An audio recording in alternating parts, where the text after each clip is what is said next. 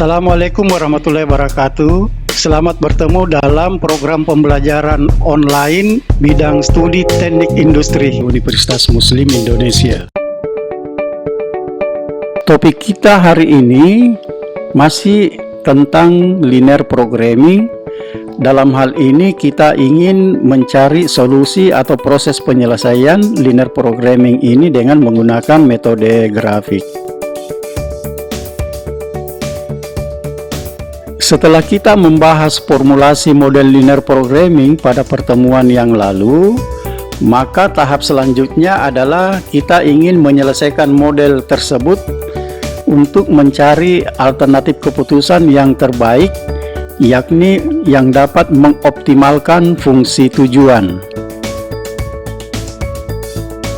Kata optimasi di sini dipakai untuk menonjolkan dua sifat dalam fungsi tujuan ini, yakni sifat yang bersifat maksimum apabila orientasinya adalah keuntungan dan minimum kalau orientasinya adalah biaya.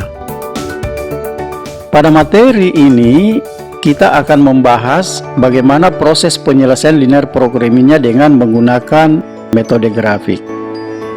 Ada syarat yang harus dipenuhi ketika kita ingin menggunakan metode grafik, di mana bahwa metode grafik ini hanya bisa digunakan apabila jumlah variabel keputusannya tidak lebih dari 2, ataukah hanya terdiri dari X1 dan X2. Lalu bagaimana kalau variabelnya lebih dari 2? Bagaimana proses penyelesaiannya? Jika variabel keputusannya lebih dari 2, maka kita harus menggunakan metode simplex. Untuk metode simplex ini kita akan bahas pada pertemuan berikutnya ya. Untuk hari ini, saat ini kita membahas tentang metode grafik terlebih dahulu. Untuk bisa memahami penyelesaian metode grafik lebih lanjut, maka berikut ini saya berikan satu contoh formulasi penyelesaian program linear yang memiliki dua variabel, yakni X1 dan X2. Adapun formulasinya yang kita akan selesaikan adalah set dalam kurung max sama dengan 4X1 ditambah 5X2. Kemudian fungsi kendalanya yang pertama adalah X1 ditambah 2X2 lebih kecil sama dengan 40. Fungsi kendala yang kedua 4X1 ditambah 3X2 lebih kecil sama dengan 120.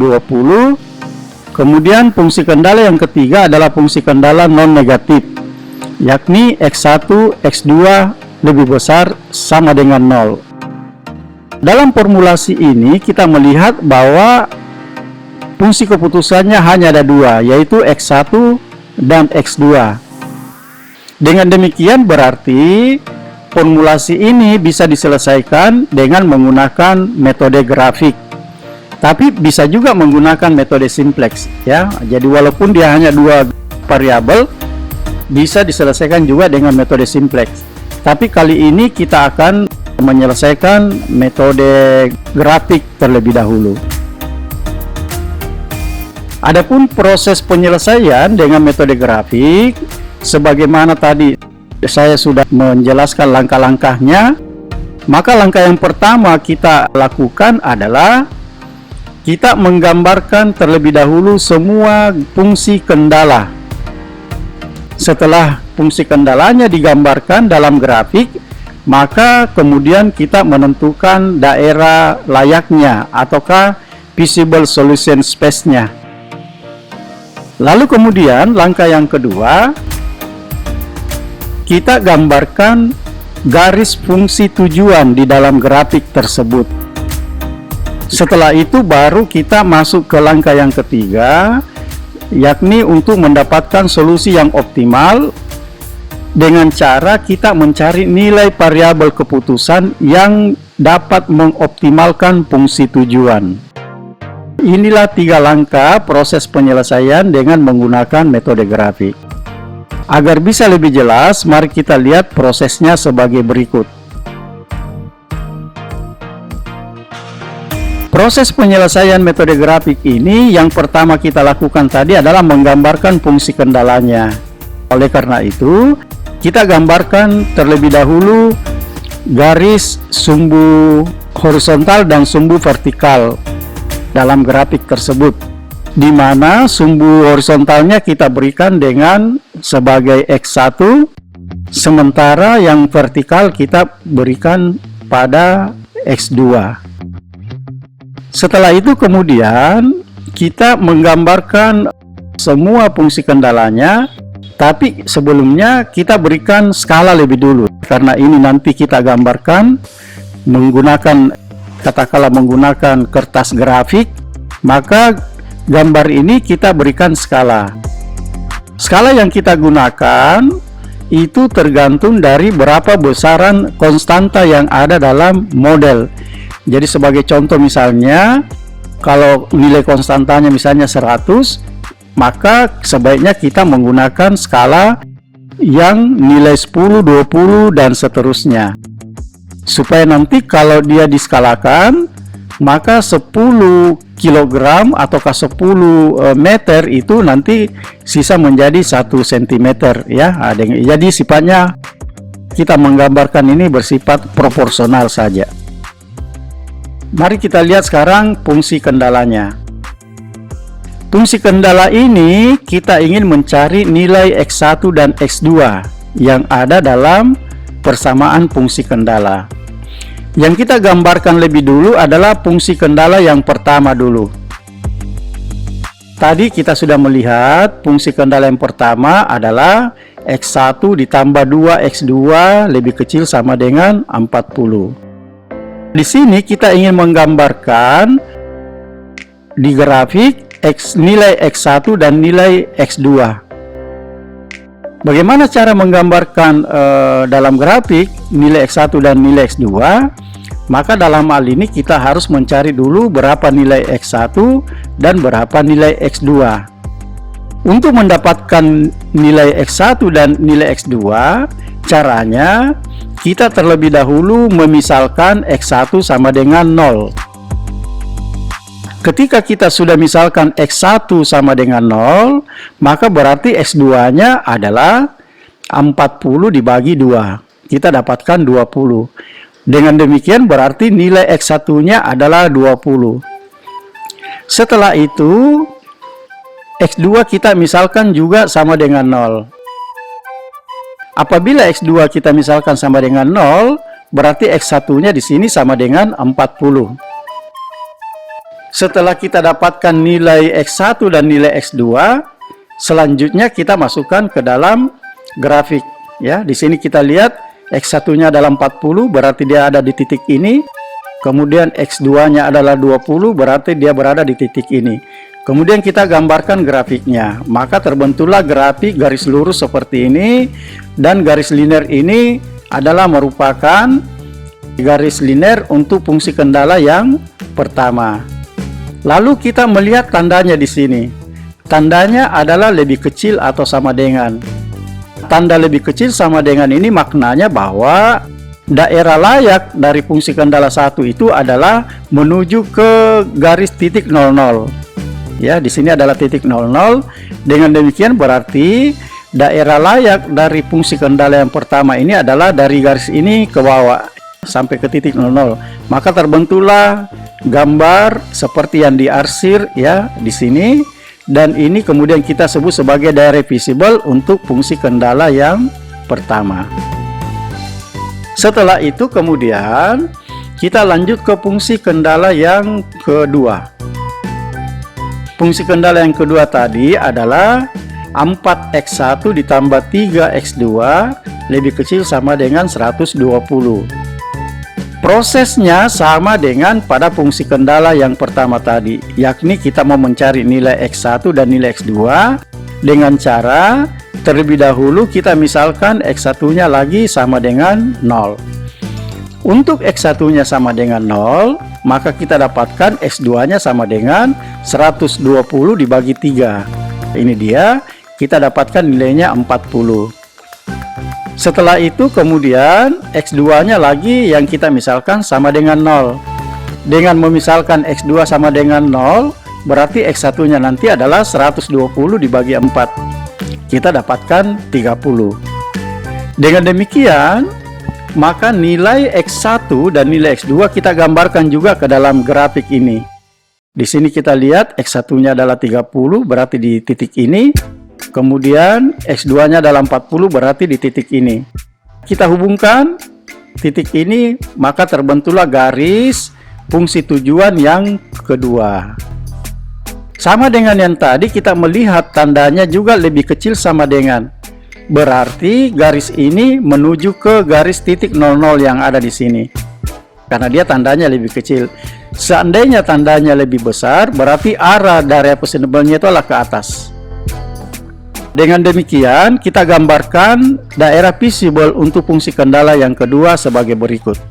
Terbentuklah ini daerah visible untuk fungsi kendala yang kedua. Kita bisa mengatakan bahwa daerah visible ini adalah daerah visible berdasarkan ketidaksamaan 4x1 ditambah dengan 3x2 lebih kecil sama dengan 120. Karena tadi kita hanya memiliki dua fungsi kendala, lalu kemudian semua fungsi kendala kita sudah gambarkan dalam grafik, maka selanjutnya kita melihat bahwa garis ini itu lebih kecil dari garis yang ini. Dengan demikian berarti daerah yang warna hijau ini itu kita tidak perlukan. Kenapa? Karena ini lebih kecil dari yang ini. Sebaliknya, yang ini lebih kecil dari yang garis yang ini. Dengan demikian berarti garis yang lebih besar yang ini dan yang ini kita hapuskan, ya, kita abaikan, karena itu kita tidak gunakan. Apa sebabnya? Tadi saya sudah jelaskan bahwa ini lebih kecil dari ini dan garis ini lebih kecil dari yang ini. Dengan demikian kita hapuskan itu, sehingga yang tersisa daerah visible adalah seperti yang kita lihat pada grafik yang berwarna merah ini. Ini adalah daerah visible-nya. Jadi daerah visible ini adalah daerah visible untuk dua fungsi kendala tadi, fungsi kendala 1 dan fungsi kendala yang kedua. Setelah itu kita sisa masuk ke langkah yang kedua, yaitu dengan mencari nilai keputusannya, nilai variabel keputusannya. Bagaimana caranya? Mari kita lihat. Tadi kita sudah dapatkan daerah visible-nya seperti ini. Kemudian sekarang kita mencari nilai variabel keputusannya. Tapi kita lihat lebih dahulu di daerah visible di sini. Di dalam gambar daerah visible di sini ada 4 titik yang terbentuk yang kita sebut sebagai vertex. Yang pertama di sini titik 00 kita sebut sebagai vertex A atau titik A. Kemudian di sini kita sebut titik B. Dan yang di sini kita sebut sebagai titik C, dan yang di sini kita sebut sebagai titik D. Jadi ada 4 titik yang terbentuk dari daerah visible fungsi kendala tadi. Setelah itu baru kita mulai mencari atau menentukan solusi untuk mendapatkan titik optimalnya. Caranya bagaimana?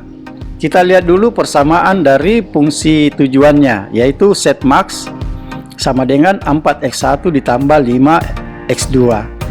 Proses untuk menggambarkan grafiknya sama dengan fungsi kendala tadi, yakni kita menentukan berapa nilai x1 dan berapa nilai x2.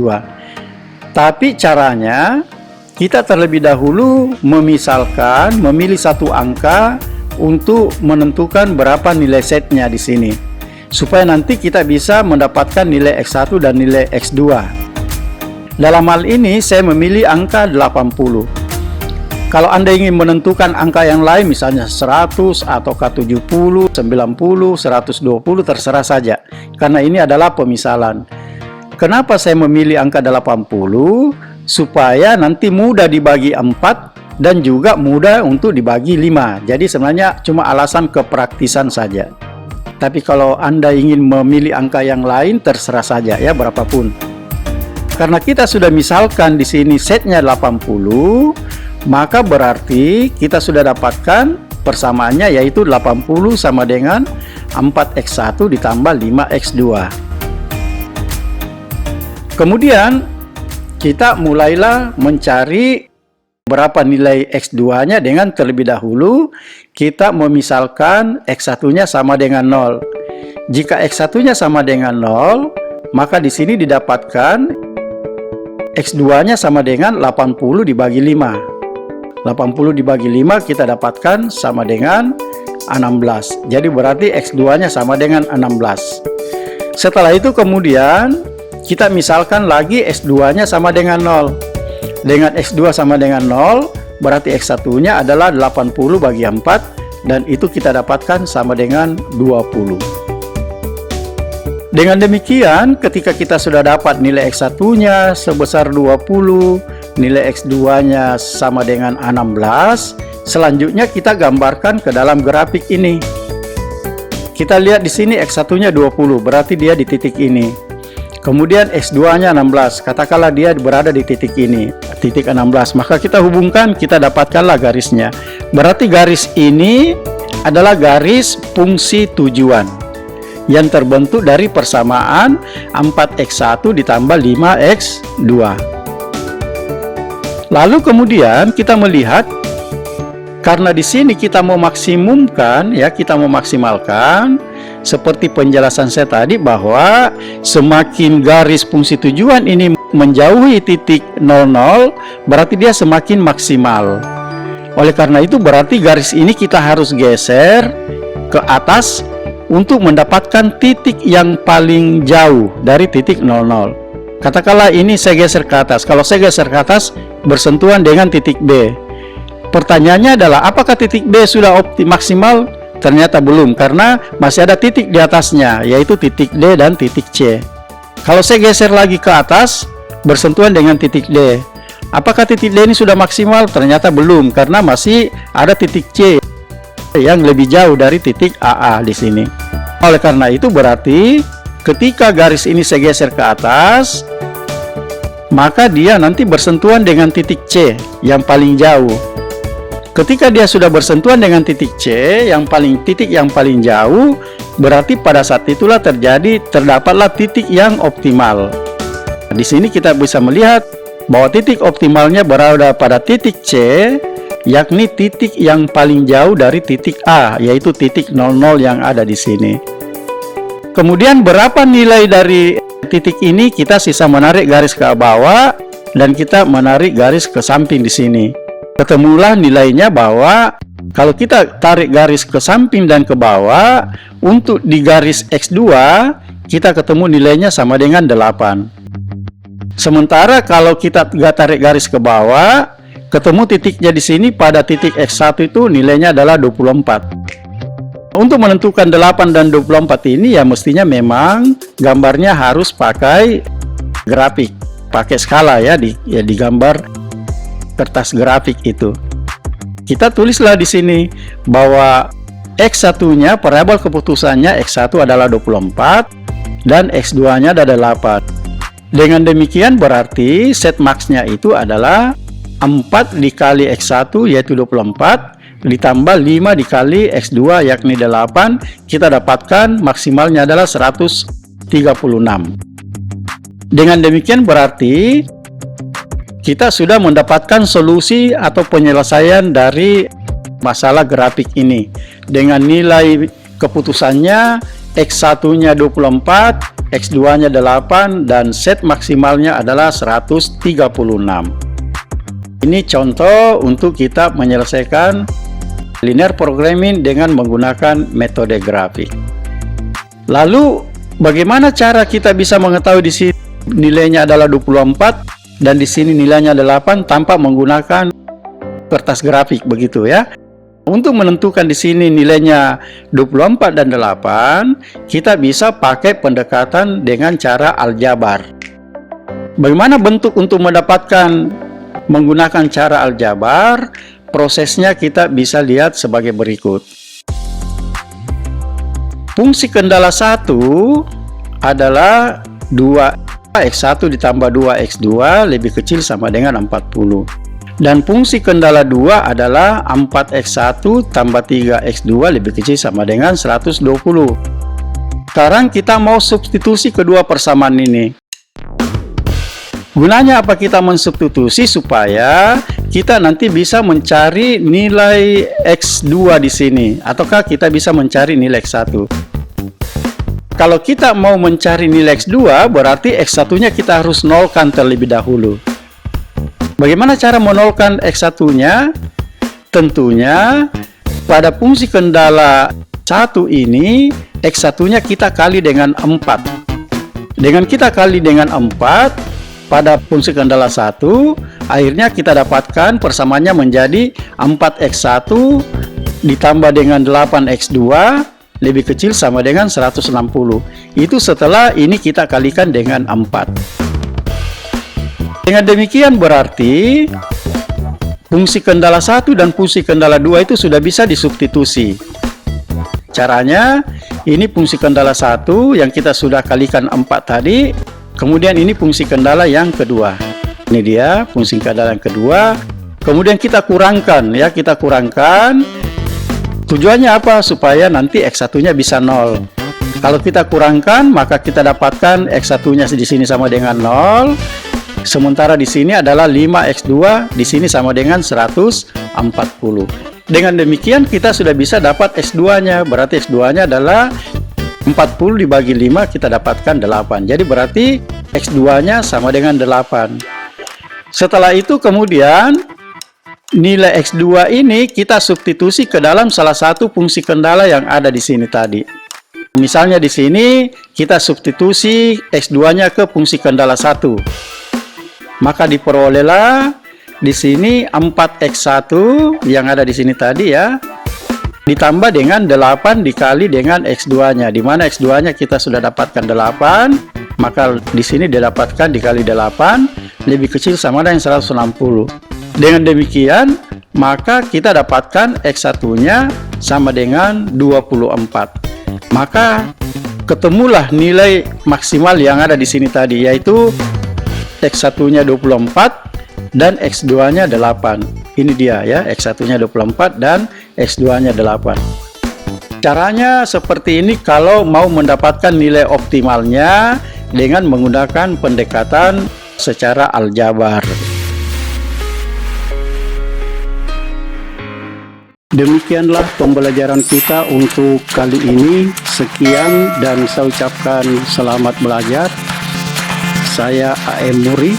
Sampai jumpa pada topik pembelajaran selanjutnya. Assalamualaikum warahmatullahi wabarakatuh.